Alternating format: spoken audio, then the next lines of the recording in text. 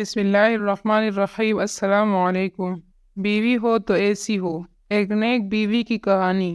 ایک شخص نے اپنی بیوی کو اس کے بچوں ہی کے سامنے بڑی بے دردی سے مارا، جس سے بچے خوفزدہ ہو کر رونے لگ گئے۔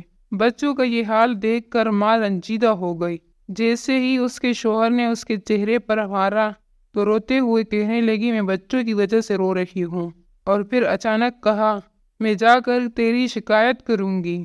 شوہر: تجھے کس نے کہہ دیا میں تجھے باہر جانے کی اجازت دوں گا؟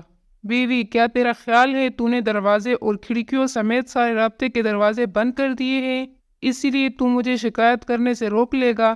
شوہر انتہائی تعجب کے ساتھ: پھر تم کیا کرو گی؟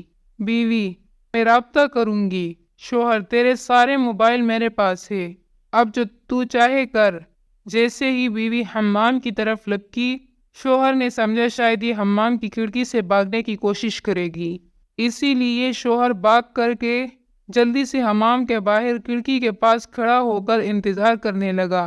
جب شوہر نے دیکھا کہ یہ عورت نکلنے کی بالکل کوشش نہیں کر رہی تو وہ واپس اندر آیا اور حمام کے دروازے کے پاس آ کر کھڑا اس کے نکلنے کا انتظار کرنے لگا۔ جب وہ حمام سے باہر نکلی تو چہرہ وضو کے پانی سے تر تھا اور لبوں پر بہت ہی پیاری سی مسکراہٹ سجا رکھی تھی۔ بیوی نے کہا، میں تیری صرف اس سے شکایت کروں گی جس کے نام کی تو قسم اٹھاتا ہے، اس سے مجھے تیری بند کھڑکیاں، تیرے مقفل دروازے اور موبائلوں کی ضبطگی سمیت کوئی بھی چیز نہیں روک سکتی، اور اس کے دروازے کبھی بند نہیں ہوتے۔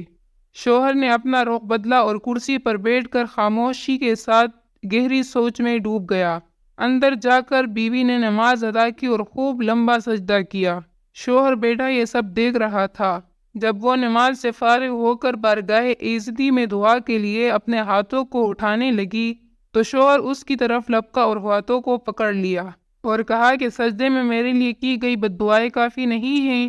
عورت نے پرسوز لہجے میں کہا کہ تیرا خیال ہے کہ میں اس سب کے بعد بھی جو تو نے میرے ساتھ کیا ہے اتنی جلدی اپنے ہاتھ نیچے کر لوں گی؟ شوہر: بخدا یہ سب مجھ سے غصے میں ہوا ہے، میں نے قصداً نہیں کیا۔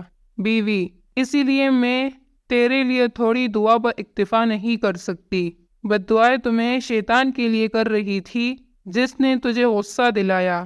میں اتنی احمق نہیں ہوں کہ اپنے شوہر اور شریک حیات کے لیے بد دعا کروں۔ یہ سن کر شوہر کی آنکھوں سے آنسوؤں کی دھار لگ گئی اور اس نے بیوی کے ہاتھوں کو بوسہ دیتے ہوئے کہا، میں آج آپ سے وعدہ کرتا ہوں کبھی بھی آپ کو برائی کے ارادے سے ٹچ تک نہیں کروں گا۔